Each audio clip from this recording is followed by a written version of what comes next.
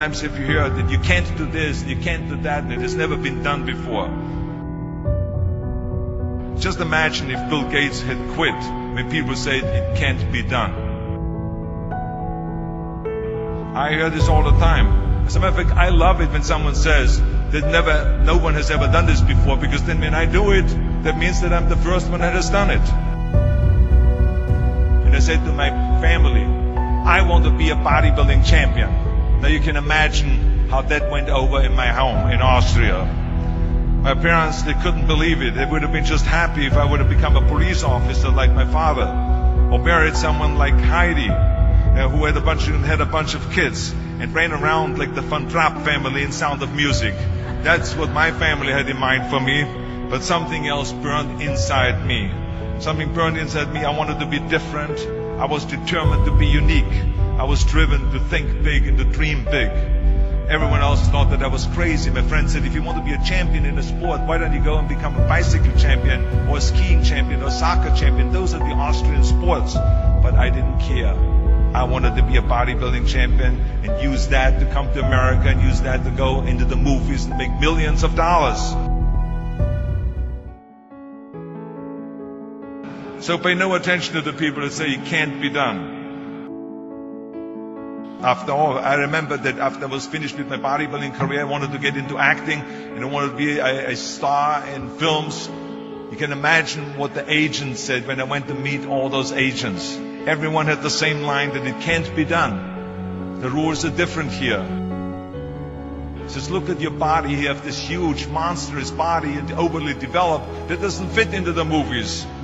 You don't understand. This was 20 years ago, the Hercules movies.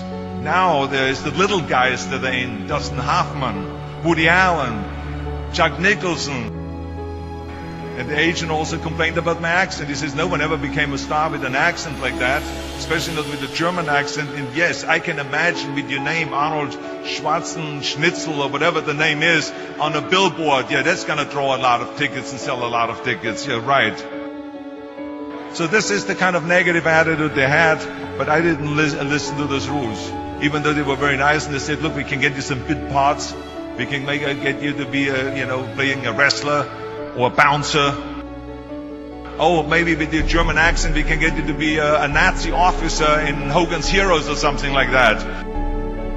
But, I didn't listen to all this. These were their rules, not my rules. I was convinced I could do it, that if I worked as hard as I did in bodybuilding, 5 hours a day, and I started getting to work, I started taking acting classes, took English classes, took speech classes, dialogue classes, accent removal classes I even took. And finally I broke through. I broke through and I started getting the first parts in TV, Streets of San Francisco. Lucille Ball hired me. I made Pumping Iron, Stay Hungry, and then I got the big break in Conan the Barbarian. And there the director said, if we wouldn't have Schwarzenegger, we would have to build one. Now think about that. And then when I did Terminator, I'll be back. Became one of the most famous lines in movie history, all because of my crazy accent. Now think about it. The things that the agent said will be totally a detriment and will be impossible for me to get a job, all of a sudden became an asset for me. All of those things, my accent, my body and everything. So it just shows you never listen to that you can't do something. And you have to work your way up. Of course, run for something else first. I mean, it was the same when I ran for governor. The same lines that you have to work your way up, it can't be done. And then, of course, I ran for governor, and the rest, of course, is history. They said you have to start with a small job as mayor, and then as assemblyman, and then as lieutenant governor, and then as governor. And they said, that's the way it works in a political career. I said, I'm not interested in a political career. I want to be a public servant. I want to fix California's problems and bring people together and bring the parties together. So, like I said, I decided to run. I didn't pay attention to the rules, and I made it, and the rest is history. People ask me all the time, they say to me, what is the secret to success? So many young people are getting so much advice from their parents and from the teachers and from everyone.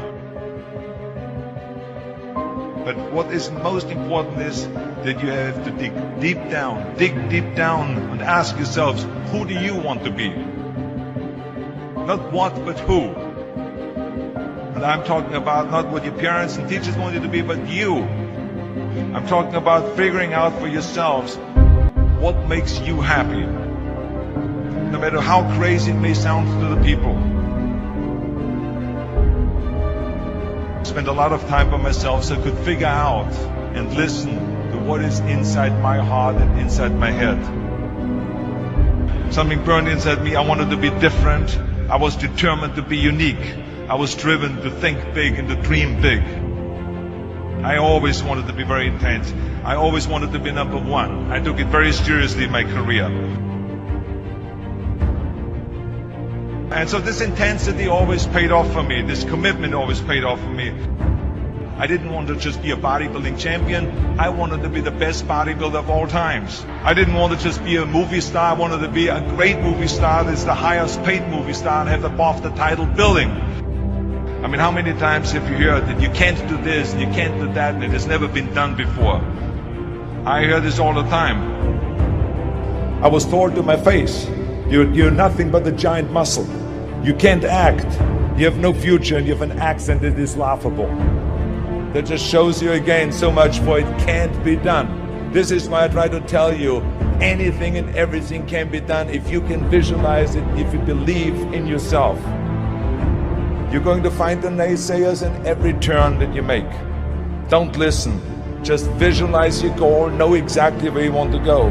Trust yourself. So pay no attention to the people that say it can't be done. Trust yourself no matter what anyone else thinks. What is the point of being on this earth if all you want to do is be liked by everyone and avoid trouble? We have so many rules in life about everything. The only way that I ever got any place was by breaking some of the rules. It is impossible to be a maverick or a true original if you're too well behaved and don't want to break the rules. You have to think outside the box.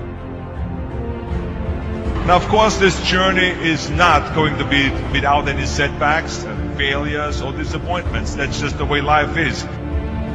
Don't be afraid to fail. You can't always win, but don't be afraid of making decisions. You can't be paralyzed by fear of failure, or you will never push yourself. You keep pushing because you believe in yourself and in your vision. And you know that it is the right thing to do, and success will come. So don't be afraid to fail.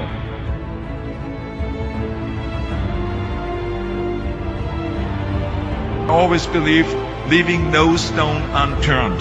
That's what makes you a champion.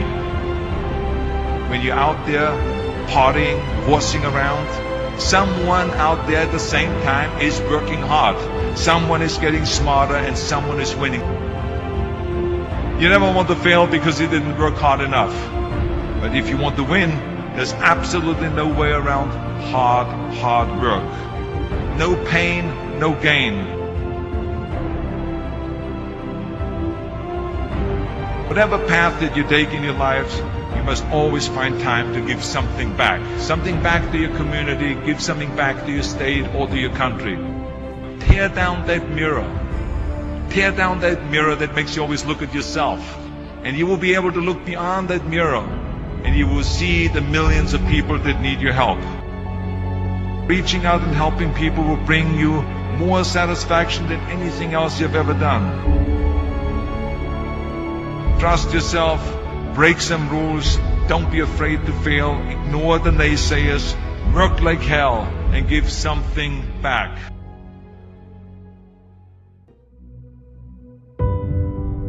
I remember my mother-in-law, Eunice Kennedy Shriver, when she started Special Olympics in 1968, people said that it would not work. The experts, the doctors that specialized in mental disabilities and mental retardation said it can't be done. You can't bring people out of the institution. You can't make them participate in sports, in jumping, in swimming, and in running. They will hurt themselves, they will hurt each other, they will drown in the pool. But let me tell you something, now 40 years later, Special Olympics is one of the greatest organizations in 164 countries dedicated to people with mental disabilities and with intellectual challenge, and she did not take no for an answer. And the same is when you look at Barack Obama. I mean, imagine if he would have listened. If he would have listened to the naysayers, he would have never run for president. People said it couldn't be done, that he couldn't get elected, that he couldn't beat Hillary Clinton, that he would never win the general election. But he followed his own heart. He didn't listen to the "you can't," and he changed the course of American history. So over and over you see that if I would have listened to the naysayers, I would still be in the Austrian Alps yodeling. I would never have come to America. I would have never met my wonderful wife, Maria Shriver. I would have never had the wonderful 4 kids. I would have never done Terminator, and I wouldn't be standing here in front of you today as governor of the greatest state of the greatest country in the world. So I never listened that you can't. I always listened to myself and said, yes, you can.